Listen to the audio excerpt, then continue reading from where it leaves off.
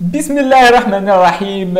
Hello les fanophiles. Je vous continue notre série de cours concernant l'histologie. On a parlé, je vous présente, je suis Mohamed Lamine, je suis étudiant en médecine. Donc, je vous parler aujourd'hui d'histologie. Et avant de commencer, comme d'habitude, on commence par le proverbe qui dit Dream never come true if you don't open your eyes and work for them.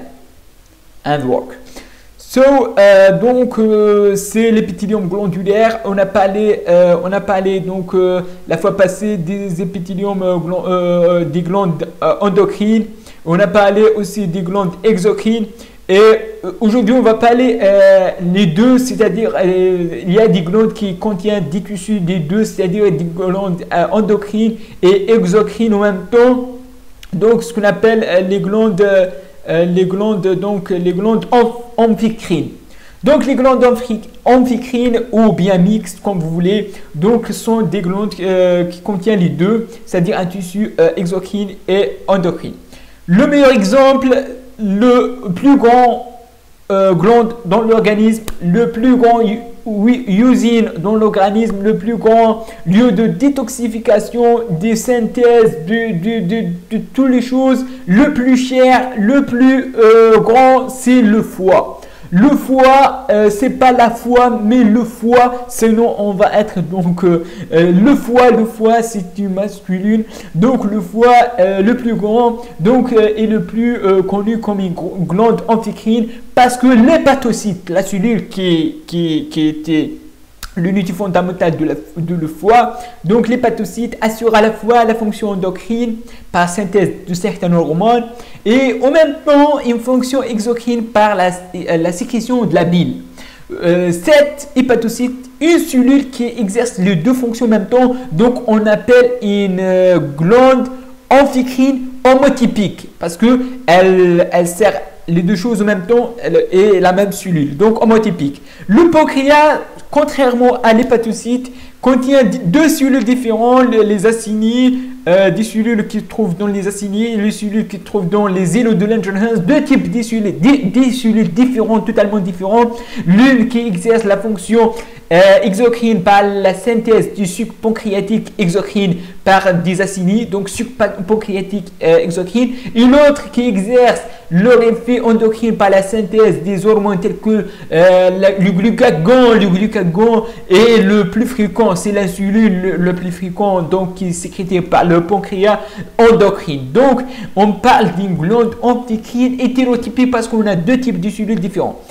On a d'autres tels que les testicules et les ovaires sont des glandes, donc les testicules endocrine par la synthèse donc de testostérone et exocrine par la synthèse de spermatozoïdes, et l'ovaire aussi endocrine par la synthèse d'oestrogène et progestérone et exocrine par la sécrétion de l'ovocyte 2 bloqué en métaphase 2, très important, on va parler de ça dans les cours concernant l'embryologie. Donc ici c'est un tissu, on voit il y a hétérotypique, donc une glande amphicrine hétérotypique, c'est hétérotypique, on voit ici des acinies, on voit ici des îlots, donc deux types de cellules très différents, totalement différents, l'une endocrine et l'autre exocrine. C'est la image typique d'un pancréas humain qui contient deux types de tissus hétérotypiques, on parle de hétérotypique. Donc, on a terminé par l'amphicrine, on va terminer seulement par ces notions de base concernant l'épithélium glandulaire. Donc, parfois, on a des glandes au sein de l'épithélium de revêtement. Soit donc des glandes isolées unicellulaires appelées donc cellules caliciformes. Caliciforme, c'est en forme de calice. Le calice, c'est le truc qui sert à boire le vin. Donc calice. Donc si on voit une image de cellules caliciformes, c'est totalement identique à un calice. Donc caliciforme, c'est-à-dire la forme d'un calice. Le calice, comme j'ai dit, c'est un truc pour boire. Donc si le caliciforme trouvé donc au niveau isolé, soit au sein de l'épithélium respiratoire, du tractus respiratoire, trachée, etc., soit au niveau digestif. On a des glandes intraépithélium en amas, c'est-à-dire une amas cellulaire trouvée soit au niveau de l'œsophage ou bien de l'urètre. Le rètre, c'est être pour être, c'est-à-dire le rètre qui trouve chez l'homme dans le pénis et chez la femme. Donc le rétre, c'est pas l'urétère. L'urétère, on a deux urétères, l'une à gauche et l'autre ça rappelle de l'anatomie des voies urinaires. Donc le rétre, c'est au niveau de l'urétère. L'épithélium sécrétoire, ce sont les cellules glandulaires forment la totalité de l'épithélium de revêtement. Parfois, on a un épithélium spécialisé sécrétoire, ce qu'on appelle la totalité de l'épithélium est formée par des cellules glandulaires. L'exemple le plus fréquent, c'est au niveau gastrique, c'est l'épithélium gastrique qu'on trouve des cellules prismatiques simples à pôle muqueux fermé. Un pôle muqueux fermé, donc très important, sont des cellules glandulaires qui tapissent de la surface de l'épithélium de revêtement au niveau gastrique. Donc, contrôle, ici, pardon, donc j'ai fait une petite erreur, contrôle de l'activité sécrétoire. Donc, on a trois contrôles. Le contrôle nerveux par le système involontaire appelé système nerveux végétatif parce qu'on n'a pas volontairement sécrété notre salive ou sécrété donc par exemple sécréter notre mucus. Donc c'est involontaire, c'est le contrôle nerveux. Il y a donc des fibres qui passent la membrane basale et aller directement au niveau du glande pour contrôler par un système nerveux. Donc, parfois, le sympathique ou le parasympathique, l'une active et l'autre inhibe. Parfois, les deux activent, mais activent de manière différemment. On a parlé de cette contrôle dans les cours concernant le système parasympathique et sympathique. Donc, contrôle hormonal, par exemple, les hormones ovariennes qui agissent au niveau de la sécrétion utérine. Donc, c'est un exemple typique.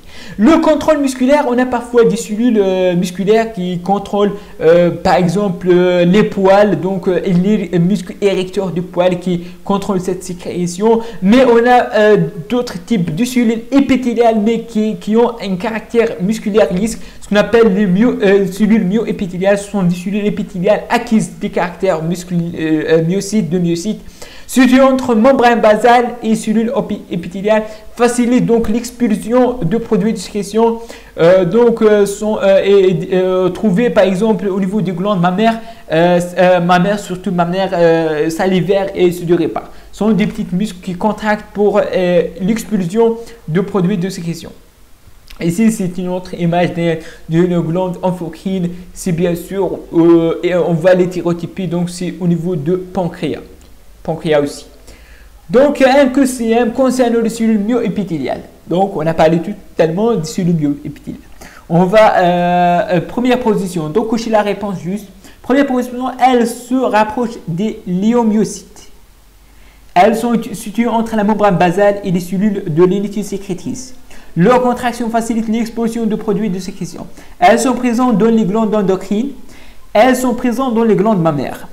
Je pense que c'est très facile parce qu'on a seulement une minute, on a parlé de ça. Donc, est-ce qu'elles se rapprochent des cellules léomyocytes? Elles sont situées entre la membrane basale et les cellules de l'unité sécrétrice. Leur contraction facilite l'expulsion de produits de sécrétion. Elles sont présentes dans les glandes endocrines. Elles sont présentes dans les glandes mammaires. Donc, je vous réponds. Donc, elles sont rapprochées de léomyocytes. Oui, c'est vrai. Elles sont donc des cellules épithéliales, mais rapprochées.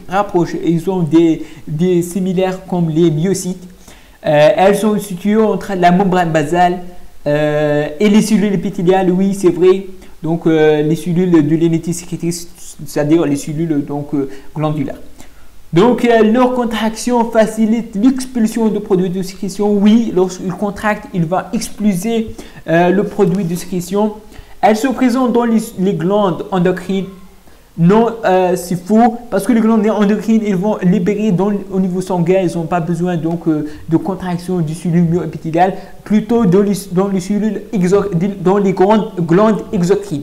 Elles sont présentes dans les glandes mammaires. Oui, sont présents dans les glandes mammaires. Donc les réponses justes sont A, B, C et E.